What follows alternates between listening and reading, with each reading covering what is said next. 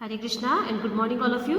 Students, today I will teach you the homophones topic of the lesson comprehend words. Previous class में हमने antonyms के बारे में पढ़ा था और आज हम homophones के बारे में पढ़ेंगे. ओके, सबसे पहले देखते हैं homophones क्या होता है. ये आप previous class में भी पढ़ चुके हैं homophones के बारे में. A homophone is a word that is pronounced the same as another word with a different meaning when the words have same spelling.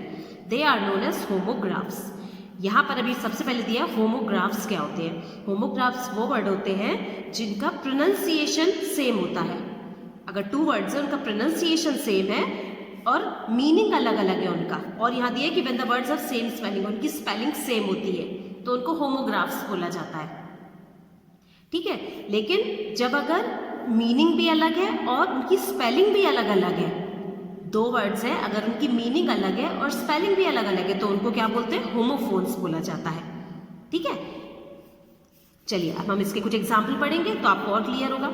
Access access, अब आप देख रहे होंगे यहाँ पर इन दोनों का प्रोनाउंसिएशन है एक्सेस. ठीक है, लेकिन इनके मीनिंग भी अलग है और इनकी स्पेलिंग भी अलग अलग होती है दोनों की. इस एक्सेस का मीनिंग कुछ और होता है, इस एक्सेस का मीनिंग कुछ और होता है. ठीक है, तो इनको हम क्या बोलेंगे, होमोफोन्स बोलेंगे.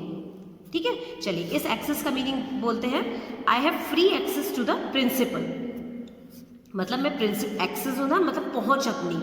आई have free access to the principal, principal के पास जाने के लिए मेरी पहुंच है, मतलब मैं आसानी से प्रिंसिपल के पास जा सकता हूँ या जा सकती हूँ.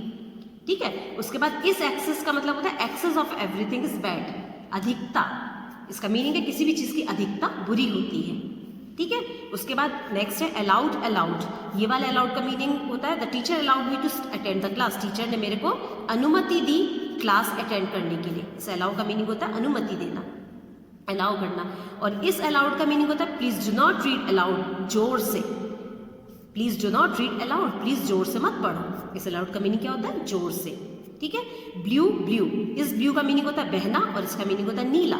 यहाँ पर sentence the wind blue away the clothes, wind बहा ले गई कपड़ों को दूर. तो जोर से विंड चल रही थी इसलिए कपड़े उड़ गए वहां से. Blue away the clothes, wind कपड़ों को उड़ा ले गई. ठीक है, एंड ब्लू मतलब होता है colour, I have a blue shirt. Now next word cast. Cast, दोनों का प्रोनाउंसिएशन सेम है और इस कास्ट का मतलब होता है I cast away my old shoes, मतलब मैंने अपने पुराने जूते उतारे. इस कास्ट का मीनिंग हो गया उतारे, I cast away my old shoes. और इस कास्ट का मीनिंग होता है जाति. People belonging to low caste should not be hated, people जो कि लो कास्ट के होते हैं उनसे घृणा नहीं करनी चाहिए. ठीक है, नेक्स्ट है सेल एंड सेल. ये सेल जो है ये जैसे हमारी बॉडी में जो सेल होती है ना, हमारा बॉडी जो है सेल से मिलकर बनी, कोशिकाएं. सेल को हिंदी में बोलते हैं, इस वाले सेल का मीनिंग होता है कोशिका. ठीक है, अब और जो वॉच वर्क्स हो ना पेंसिल सेल, जो सेल वो जो बैटरी होती है ना उस सेल की स्पेलिंग भी ये होती है. ठीक है, और इस सेल का मीनिंग होता है बेचना. I have decided to sell my old car. ठीक है, डोज. डोज, ये डोज का मीनिंग होता है doctor gave a heavy dose of medicine. Dose means एक,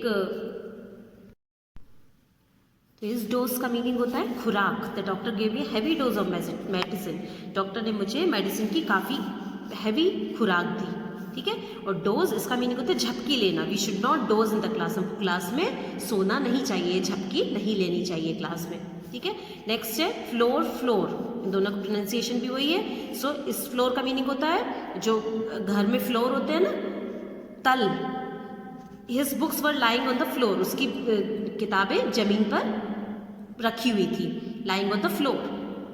ठीक है, उसके बाद फ्लोर इसका मीनिंग होता है आटा. Wheat flower is very costly nowadays, wheat floor is very, गेहूं का आटा आजकल बहुत महंगा हो गया है. ठीक है, नेक्स्ट है हेयर एंड हेयर. इस हेयर का मीन्स बाल होता है, इसका मीन्स खरगोश होता है. His hair is curly, the tortoise defeated the hare, tortoise ने हेयर खरगोश को हरा दिया था.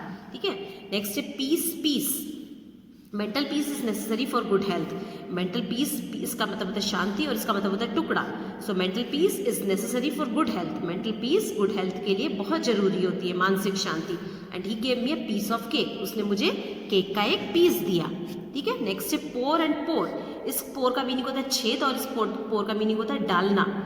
ठीक है। Our body has a large number of pores on its surface, हमारे बॉडी की हमारे स्किन पर there are large number of pores, there are so many pores on our skin, ठीक है।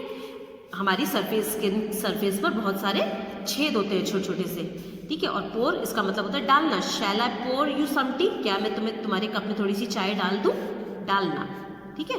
उसके बाद प्रोसीड, प्रोसीड, इस प्रोसीड का मतलब होता है बढ़ना। We are proceeding from Meerut to Delhi, हम मीरठ से दिल्ली की तरफ जा रहे हैं, मतलब हम मीरठ से दिल्ली की तरफ बढ़ रहे हैं, ओके।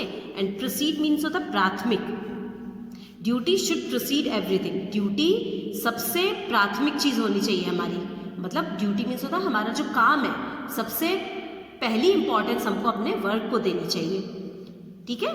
चलिए राइट एंड राइट, इस राइट का मीनिंग आप सबको पता है, इसका मतलब होता है सही और इसका मतलब होता है लिखना। सो इससे sentence, the boy sitting on my right is the head of boy of the school, जो बॉय मेरे राइट साइड में बैठा है he is the head boy of the school, वो हेड बॉय है स्कूल का, ओके। एंड राइट से बनाएंगे, I am trying to write an essay, मैं एक ऐसे लिखने के लिए ट्राई कर रहा हूँ, ओके। स्टेशनरी एंड स्टेशनरी, सो इस स्टेशनरी NARY उसका मतलब होता है स्थिर, ठीक है। So pole star is stationary, pole star जो है, ध्रुव तारा जो है वो स्टेशनरी, स्थिर है, वो हिलता नहीं है। उसके बाद स्टेशनरी ये होती है जो कॉपी किताबें होती है ना, उस स्टेशनरी की स्पेलिंग NERY होती है। So he deals in stationery, वो स्टेशनरी का काम करता है, ठीक है।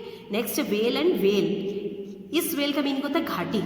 We could have a full view of the vale in Kashmir, Kashmir में हम घाटी का फुल व्यू देख सके।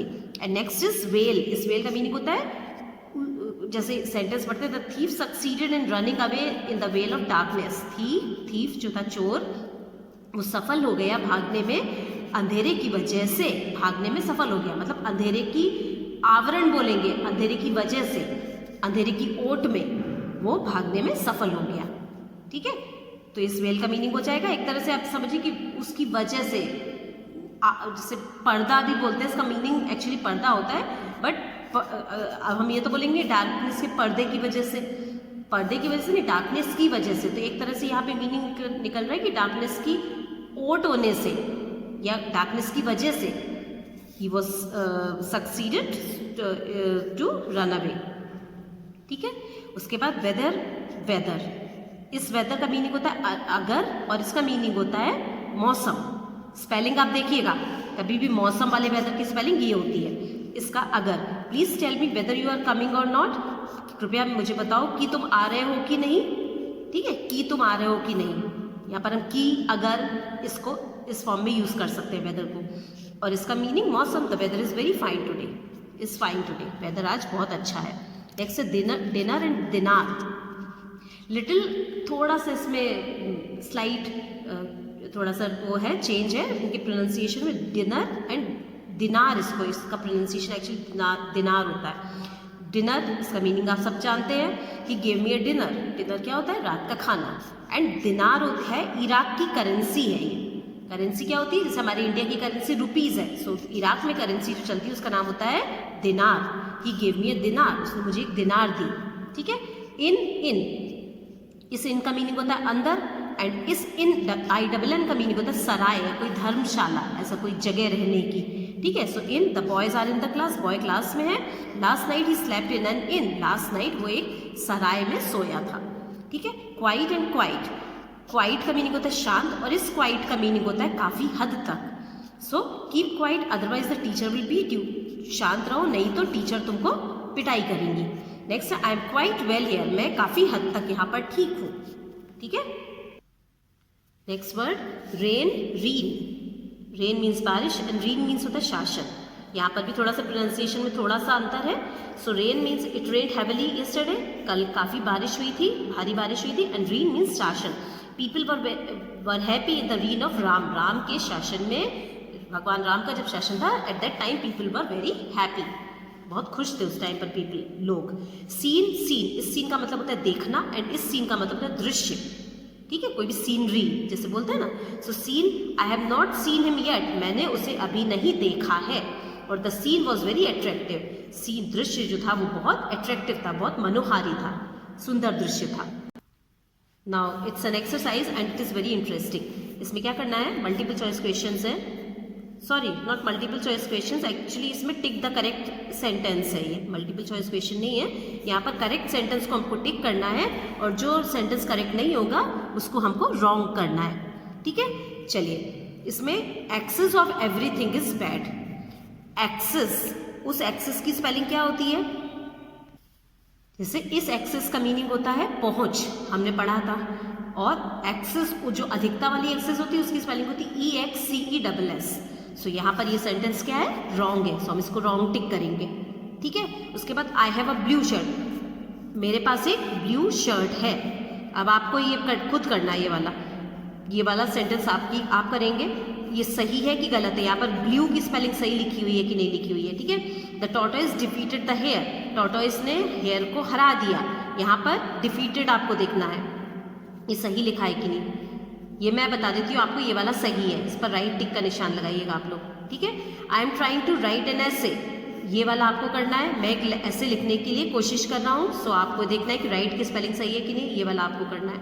नेक्स्ट है ही गेव मी अ डिनर, उसने मुझे एक डिनर दिया, तो ये सही है क्या? यहाँ पर या क्या होना चाहिए? वो dinner, he invited me for dinner, इस डिनर का मतलब होता है रात का खाना। सो यहाँ पर ये करेक्ट है कि नहीं है?